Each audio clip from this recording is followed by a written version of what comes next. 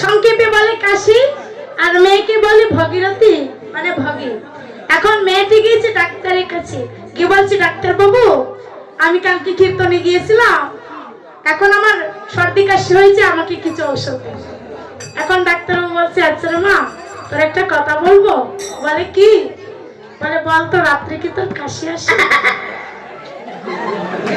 ও মা আসলে হবে না, এই যে বাসা জ্ঞান নেই এই জন্য বলছি।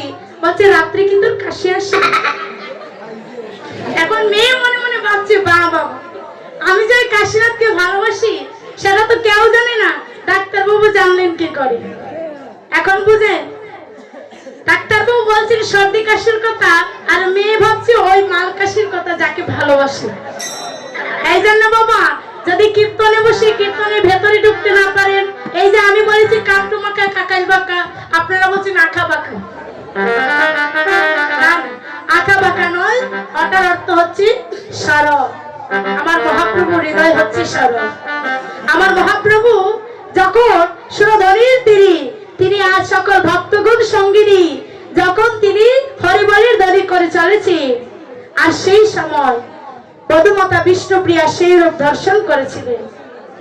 আর সেই নাগরীর কাছে বলছি আমার মনের মতো না কে আছে এমন কারি বলি বসায়, না কহিলে বুক বিদুরিয়া যায়, শোনো গো মর বিষয়। আমি জানো যখন আমি ওই সুরধনী গঙ্গার কাছে গিয়েছিলাম তখন আমি গৌর দর্শন করে আমার মান কুলমান জীবন যৌবন সবকিছু হারিয়ে ফেলেছি। আমি তাকে দর্শন করি, আমি কেন গৃহে ফিরে এসেছি? আমার বলতে আর কিছু নেই, আমি কাঙাল হয়ে আজকে ঘরে ফিরে এসেছি। আরো বলছি কি আমার সচির কোহর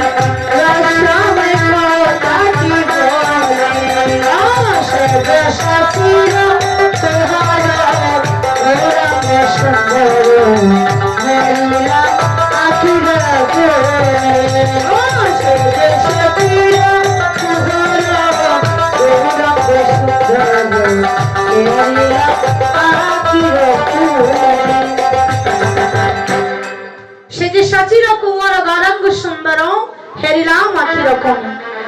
আজ নাগরী বলছি যে নাগরী রে সখী, আজকে আমি যখন তোকে চাঁদের কথা বলছি, তুই মনে মনে ভাবছিস ওই আকাশের চাঁদ, কিন্তু না, ওই আকাশের চাঁদ নয়। আমি যাকে দর্শন করেছি সে হচ্ছে 16 কলা পূর্ণ রূপ আমার গৌর চাঁদ। নিতাই গৌর হরি বল। আমি সেই চাঁদকে দর্শন করেছি।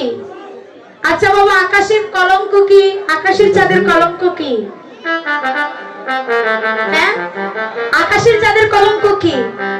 আজ বধমাতা বিষ্ণুপ্রিয়া বলছি যে ওই আকাশের চাঁদের কলঙ্ক আছে, কিন্তু আমি যে গৌর চাঁদ দর্শন করেছি সেই চাঁদের কোনো কলঙ্ক নেই। আকাশের চাঁদের কলঙ্ক হচ্ছে যখন আকাশের চাঁদ এত সুন্দর ছিল দেখতে বাবা, যেই দেখতো তার প্রতি আকর্ষিত হয়ে যেত। চাঁদের গুরুদেব হচ্ছেন বৃহস্পতি, আর বৃহস্পতির স্ত্রী হচ্ছে তারা, আর সেই তারা দেবীও চাঁদের রূপে মোহিত হয়ে চাঁদের সাথে যখন কুকাজে লিপ্ত ছিলেন, সেই সময় চাঁদকে অভিশাপ দিয়েছিলেন তার গুরুদেব বৃহস্পতি যে চাঁদ 15 দিনের মধ্যে তোমার 16 কলা ক্ষয় হয়ে যাবে। আর যখন ক্ষয় হয়ে যাবে এমন সময় চাঁদের স্ত্রীরা মনে মনে ভাবছে যে এখন যদি আমরা বিধবা হয়ে যাই তাহলে তো হবে না। তাই কি করেছিলেন? চলে গিয়েছিলেন মহাদেবের কাছে যে মহাদেব, তুমি আমাদেরকে রক্ষা করো, আমার স্বামীর প্রাণ বাঁচিয়ে দাও। বেঁচে ছিল মাত্র 14 দিন, আর শুধু একটা কলা বাকি রয়েছিল, আর সেই একটা কলাই মহাদেবের জটার মধ্যে রেখেছিলেন। আর সেই জন্যই হচ্ছে মহাদেবের জটার মধ্যে হচ্ছে চাঁদ। হ্যাঁ, আচ্ছা বলেন তো, মহাদেবের শিরে যে গঙ্গা দেবী ছিলেন না, তাকে তো অনেকে দর্শন করেছেন? মহাদেবের জটার মধ্যে গঙ্গা দেবী থাকেন না, কেন থাকেন? গঙ্গা দেবীর স্বামীর নাম হচ্ছে শান্তনু রাজা। এখন ব্রহ্মলোকে একদিন রান্না অর্থাৎ ভক্তগণের সেবা দেবার জন্য, ধরেন বৈষ্ণব সেবা দেবার জন্য, এখন গঙ্গা দেবীকে নির্বাচন করা হয়েছে রান্না করার জন্য। এখন মহাদেব চলে এসেছে শান্তনু রাজার কাছে, এসে বলছে যে হ্যাঁ মহারাজ, কৈলাসে আজকে রান্না ভোজের আয়োজন করেছি, সেই রান্না করতে হবে তোমার স্ত্রী গঙ্গা। এখন শান্তনু রাজা বলছেন, শোনো, আমি আমার স্ত্রীকে দিতে পারি, তবে একটি কাজে, যদি তুমি সূর্য ডুবার আগে আমার স্ত্রীকে আনতে পারো তবেই আমি তাকে রাখবো, আর যদি না আনতে পারো তাহলে আমি রাখবো না। এই হচ্ছে শান্তনু রাজার কথা। মহাদেব বলছে ঠিক আছে, আমি সূর্য ডুবার আগে তোমার স্ত্রীকে নিয়ে আসবো। এখন আমা যদি রান্না করে যান, রান্না করতে কি টাইম আছে? কখন শেষ হবে? আপনারা তো রান্না করে জানেন তো, এখন রান্না কখন শেষ হবে সেটা কি বলা যায়? এখন শান্তনু রাজা বলেছে যে সন্ধ্যার আগেই যেন স্ত্রীকে নিয়ে আসো, যদি নিয়ে আসো তবে রাখবো, আর যদি নিয়ে না আসো তবে আমি রাখবো না। আর এদিকে মা রান্না করতে করতে বিলম্ব হয়ে গিয়েছে, আর যখন বিলম্ব হয়ে গিয়েছে মহাদেব নিয়ে এসেছেন গঙ্গাকে, শান্তনু রাজা রাখলেন না। এখন গঙ্গা দেবী মনে মনে ভাবছে, প্রভু আমি এখন কার সঙ্গে থাকবো? আমার স্বামী আমাকে ত্যাগ করেছে, এখন আপনি বলেন আমি কার কাছে থাকবো? সেদিন মহাদেব বলেছিলেন, গঙ্গা তুমি কোনো চিন্তা করো না, তুমি আজ থেকে আমার শিরে থাকবে। তাই সেই জন্য মহাদেবের কপালে চাঁদ, আর মস্তকে হচ্ছে চূড়ার জটার মধ্যে হচ্ছে গঙ্গা দেবী। বলছে যুবতী দেখিয়া হাসিয়া হাসিয়া রসময় কাটা ঠিক হয়। তাহলে যুবতী কারা বাবা? গভীর তত্ত্বের কথা, যুবতী কারা? শুধু মায়েরা, বোনেরা নাকি ভাইয়েরা সবাই? কে? সরল কথা, আপনারা কি যুবতী? প্রমাণ আছে? চুরি পড়তে পারবেন? না না, এটা না। ঠিক আছে, আপনার কথা রাইট। কেন বলেছি? মহাপ্রভু বলেছে যে ভক্ত আমার চরণে জীবন যৌবন দেহ মন প্রাণ দিয়ে যায়, সেই হচ্ছে আমার কাছে যুবতী। নিতাই গৌর হরি বল। আবার বলেছেন যে জন্মের পরে প্রতিটি মানুষের অঙ্গে আমি মৃত্যুর আগ পর্যন্ত একটা যৌবন শক্তি যে, আর এই যৌবন শক্তিটা যে সারা জীবন মৃত্যুর নারী, মহাপ্রভু বলেছে সে নারী হোক বা পুরুষই হোক, সে যদি সেই যৌবন ধরে রাখতে পারে সে আমার কাছে, তার যদি 200 বছর হয়ে যায় আর তার যদি যৌবন নষ্ট না হয়, সে নারী হোক বা পুরুষই হোক, সে আমার কাছে যুবতী। তাই বল হরি বল। সেই জন্য বলছে যুবতী কারা? যুবতী দেখিয়া হাসিয়া হাসিয়া রসময় কথা ঠিক হয়। এটা সত্যি কথা। আমার মহাপ্রভু সব সময় নারীদের চরণ তলে তাকিয়ে কথা বলতেন। বলেন আপনারা? দেখেন যারা মহৎ, মহতের লক্ষণ আছে বাবা। এই যে সাধু বলে না, সাধু আসলে কি? যার দিন সাদা সে তো সাধু। এখন মহতের লক্ষণ হচ্ছে যে সর্বদা নারীদের বদন পানে তাকাবে না, চরণ তলে তাকিয়ে সব সময় কথা বলবে। কেন? যখন ত্রেতা যুগে সীতামাকে হরণ করে নিয়ে গিয়েছিল, সীতামা কি করেছিলেন? দেখেছিলেন ওই রথের উপরে বসে যে কয়েকজন বানর সৈন্য বসে, তারা বসে আছে, আলাপ আলোচনা করছে। আর সেই সময় সীতামা নিজের অলঙ্কার খুলে ওই বনবাসী বানর সৈন্যদের উপরে ফেলে গিয়েছিলেন। আর যখন প্রভু রামচন্দ্র এসে সেই সুগ্রীবের সাথে বন্ধুত্ব করার পরে সেই অলঙ্কার গুলো এনে দেখালো, সেই সময় প্রভু রামচন্দ্র সবকিছু চিনতে পেরেছে। যেগুলো তো সবকিছু আমার সীতার অলঙ্কার। এই জায়গাটা লক্ষ্য করবে। এখন লক্ষণকে বলছে যে লক্ষণ দেখো না, ওগুলো তো আমার সীতারই অলঙ্কার। লক্ষণ বলছে যে দাদা, আমি বৌদির মুখের দিকে জীবনে তাকাইনি, আমি বৌদির কোনো অলঙ্কার চিনতে পারছি না, আমি শুধু বৌদির চরণের নপর দুটি চিনতে পেরেছি। তাই বল হরি বল। সেই জন্য বলি যুবতী দেখিয়া হাসিয়া হাসিয়া রসময় কথা ঠিক হয়। আর যুবতী সেই হতে পারে যার যৌবন কখনো নষ্ট হয় না। এটা হচ্ছে গভীর তত্ত্বের কথা।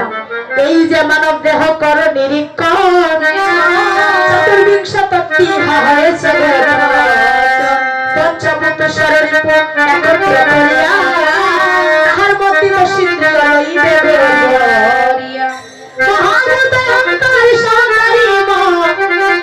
এই 24 তত্ত্বে মানব দেহেরই ঘটন, সহস্র পদ্ম হয় সহস্র দল, মধ্যে আত্মার আবিষ্কার গুলো প্রবন্ধন, কাশামলে দিগল পদ্ম রক্ষণ জল রাখি, কণ্ঠ জুড়ে সুলভ লক্ষণ দিল রাখি, হৃদয় পদ্মে বিরাজিত তাদের সাজে দলে, কুণ্ডলী দল দল নাভি বলে, ছোট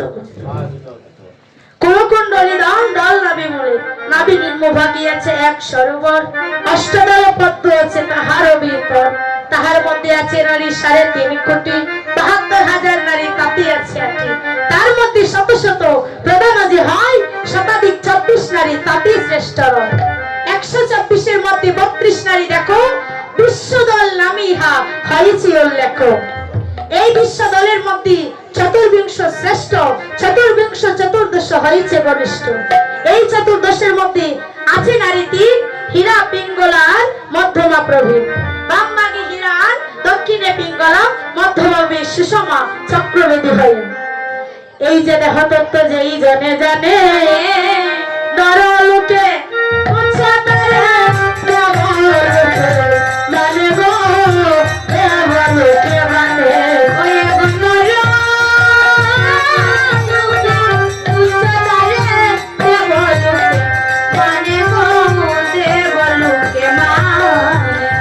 শিক্ষা গুরু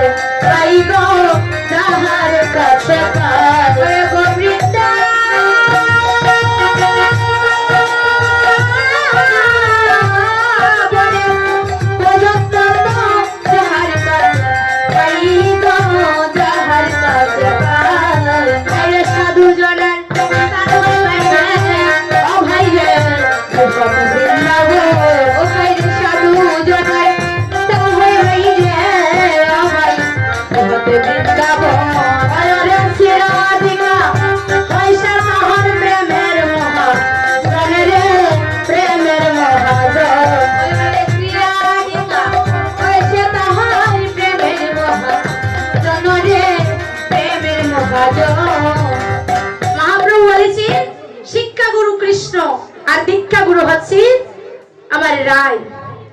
আর সেই যুবতী দেখিয়া হাসিয়া হাসিয়া রসময় কথাটি কয়। প্রায় 2:30 বেজে গিয়েছে, এখন আমরা বৃন্দাবনে যাব।